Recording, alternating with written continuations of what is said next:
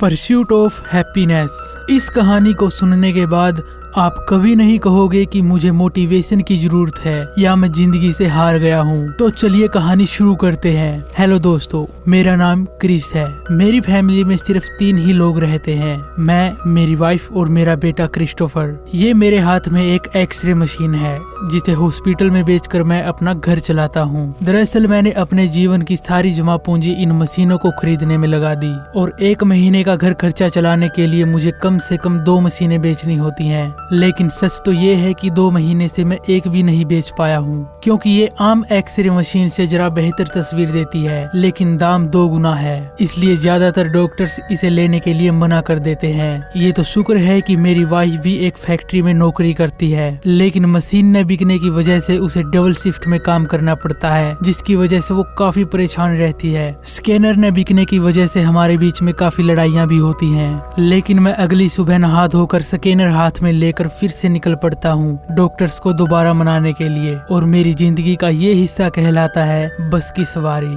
एक दिन मैंने एक आदमी को उसकी शानदार गाड़ी से उतरते हुए देखा। मैंने उस आदमी से 2 सवाल पूछे कि आप क्या करते हैं और कैसे करते हैं। उसने कहा कि मैं स्टॉक ब्रोकर हूँ। फिर मैंने पूछा कि फिर तो इसके लिए बहुत पढ़ाई करनी पड़ी होगी। उसने कहा नहीं, बस ज्यादा फोन कॉल्स करो और लोगों से अच्छे से बात करो। मैंने उसका शुक्रिया किया और वो वहाँ से चला गया। वो लम्हा मुझे आज भी याद है। वहाँ से गुजर रहे लोग मुझे बहुत खुश नजर आ रहे थे, बेतहाशा खुश। आखिर मैं इतना खुश क्यों नहीं नजर आ सकता था। अगली सुबह मैंने अपनी वाइफ को कहा कि मैं स्टॉक ब्रोकर का भी काम करना चाहता हूँ। इस बात पर वह काफी नाराज हो गई। उसका नाराज होना ठीक भी था, क्योंकि मैं मशीन तो ढंग से बेच नहीं पा रहा था, ऊपर से मैं एक ऐसा काम करना चाहता था जिसकी मुझे कोई नॉलेज नहीं थी। लेकिन फिर भी अगले दिन मैं स्टॉक ब्रोकर के ऑफिस गया। मैं अपनी मशीन को ऑफिस के अंदर नहीं ले जाना चाहता था, इसलिए मैंने अपनी मशीन वहाँ पर गिटार बजा रही एक हिप्पी यानी खानाबदोश लड़की के पास रख दी और उससे यह कहकर ऑफिस के अंदर चला गया कि थोड़ी ही देर में मैं इसे तुम्हारे पास से ले जाऊंगा। और मेरी जिंदगी का ये हिस्सा कहलाता है बेवकूफी,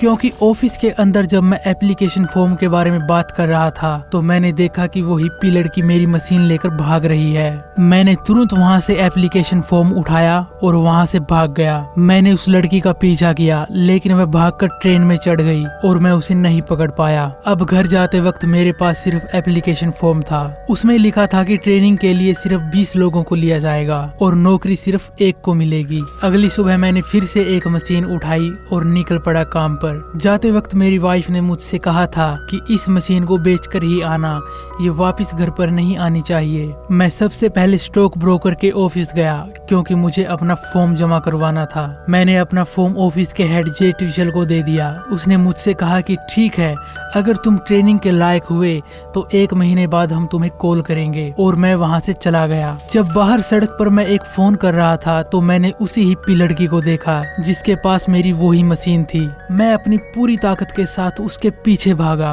और इस बार वो बच के नहीं निकल सकी। मैंने अपनी मशीन उससे छीनी और वापस घर को आ गया। अब समस्या ये थी कि जो मशीन मैं सुबह लेकर निकला था वह मुझे बेचकर आनी थी, लेकिन मैं तो घर पे 2 मशीनें ले आया था, जिसकी वजह से फिर से हमारे बीच काफी झगड़ा होता है। लगभग 1 महीने बाद मैं वापस स्टॉक ब्रोकर के ऑफिस जाता हूँ, क्योंकि मुझे अब तक कोई कॉल नहीं आया था। वहाँ पर कंपनी का हेड जे ट्विशल मुझे बाहर ही मिल जाता है। मैं उससे बात करने की कोशिश करता हूँ, लेकिन वह एक बहुत बिजी इंसान है। वह मुझसे कहता है कि फिलहाल मुझे घर पर जाना है, हम बाद में बात करेंगे। मैं उससे कहता हूँ कि मुझे भी वहीं पास में ही किसी काम से जाना है, क्या हम टैक्सी शेयर कर सकते हैं। वह इसके लिए राजी हो जाता है और हम टैक्सी में बैठकर चल देते हैं। दरअसल मुझे वहाँ पर कोई काम नहीं था, मैं बस इस इंसान के साथ टाइम बिताना चाहता था ताकि मेरा चेहरा इसके दिमाग में बैठ जाए और मुझे नौकरी मिलने में आसानी हो।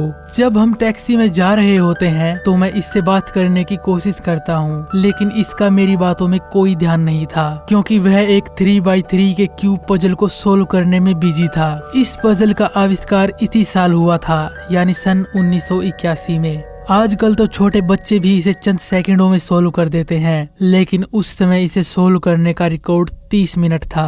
अब क्योंकि ये पजल बहुत लोकप्रिय थी तो मैंने सोचा कि यही मौका है इस इंसान की नजरों में लायक दिखने का। मैंने उससे कहा कि मैं इसे सोल्व कर सकता हूँ उसने तुरंत मेरी तरफ देखा और कहा कि तुम नहीं कर सकते। मैंने कहा कि नहीं, मैंने इसे पूरा सोल्व किया है, आप मुझे दीजिए, मैं आपको सोल्व करके दिखाता हूँ। वह मुझे पजल दे देता है और मैं इसे सोल्व करने में जुट जाता हूँ। कंपनी का हेड भी बड़ी गौर से देखता है और बीच बीच में मुझसे कहता है कि तुम नहीं कर सकते। टैक्सी का ड्राइवर भी बार बार पीछे मुड़कर देख रहा होता है क्योंकि उसके पास भी वही पजल थी। मैंने काफी सारा हिस्सा सोल्व कर ही दिया था, जिससे कंपनी के हेड को उम्मीद हो जाती है कि मैं इसे सोल्व कर दूंगा और अब वह मेरा साथ देने लग जाता है। तभी गाड़ी रुक जाती है क्योंकि जेट विशल की मंजिल आ चुकी थी। टैक्सी का ड्राइवर हमारी तरफ पीछे मुड़कर देखता है, लेकिन मैं अभी भी पजल को सोल्व करने में लगा हुआ था। कंपनी का हेड भी बड़ी गौर से देख रहा था। गाड़ी रुकने के बाद लगभग 10 मिनट में मैंने उस पजल को पूरा सोल्व कर दिया था। इनाम के तौर पर मुझे बस थोड़ी सी बधाई मिलती है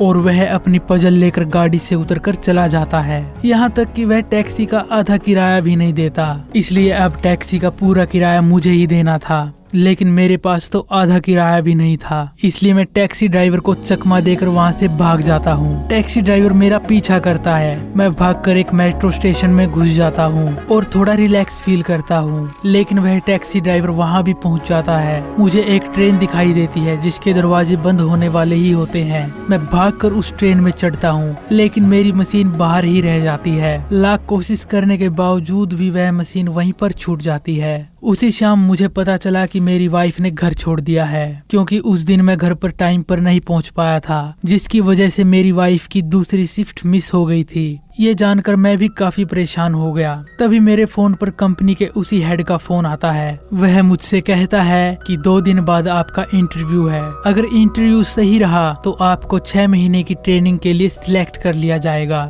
ये सुनकर मुझे बहुत खुशी हुई। शायद पजल सोल्व करने वाली ट्रिक ने अपना असर दिखाया था।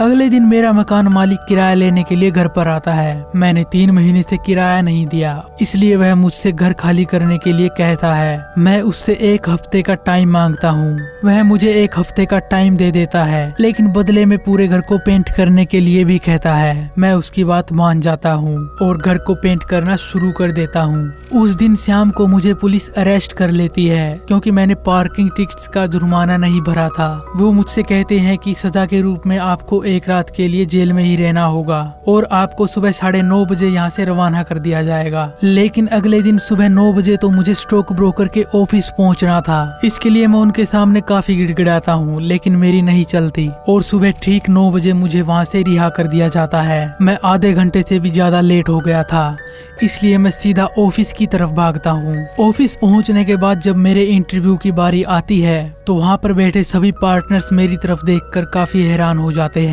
क्योंकि मेरा हुलिया कहीं से भी इंटरव्यू देने के लायक नहीं था, लेकिन फिर भी मेरा इंटरव्यू होता है। तो ये था दोस्तों स्टोरी का फर्स्ट पार्ट। नेक्स्ट पार्ट देखने के लिए चैनल को सब्सक्राइब कर लीजिए और बेल आइकन को भी ऑन कर लीजिए। मिलते हैं नेक्स्ट पार्ट में। आप सभी का शुक्रिया, धन्यवाद, थैंक्स।